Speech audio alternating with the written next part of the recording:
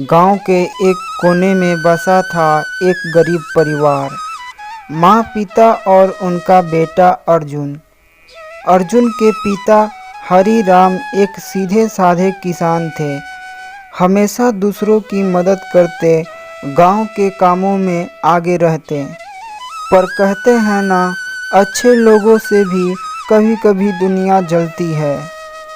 एक दिन गांव में चोरी हुई मंदिर से चांदी का एक बड़ा मुकुट गायब हो गया।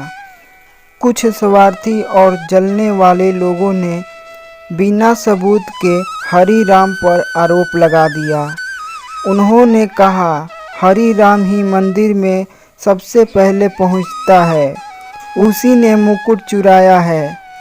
गांव वालों ने बिना कुछ सोचे समझे हरी राम को दोषी मान लिया।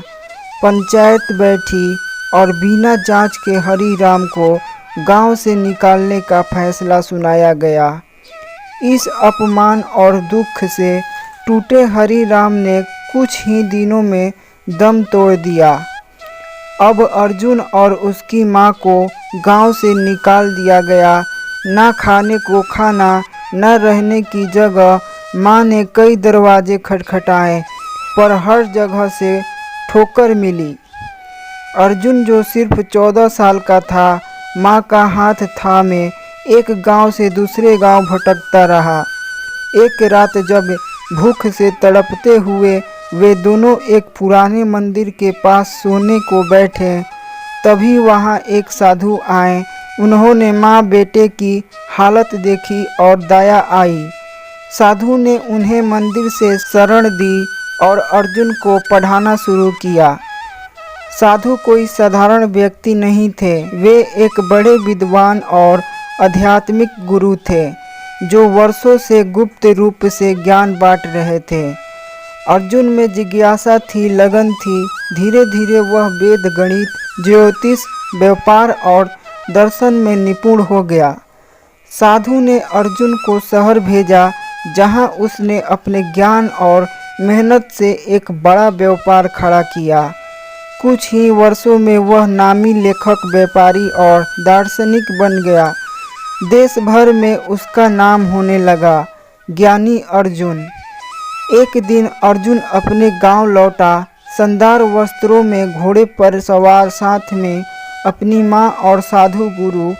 गांव वाले उसे पहचान नहीं पाए, पर जब उसने अपना नाम बताया तो सब स्तंभ रह गए।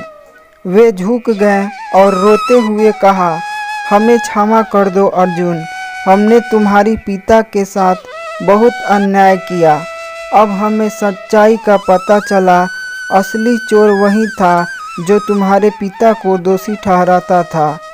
अर्जुन ने शांत स्वर में कहा, मैंने क्षमा करना अपने गुरु से सीखा, पर याद रखो, जब तुम किसी के साथ अन्याय करते हो तो केवल उसे नहीं, उसकी पीढ़ियों को दर्द देते हो।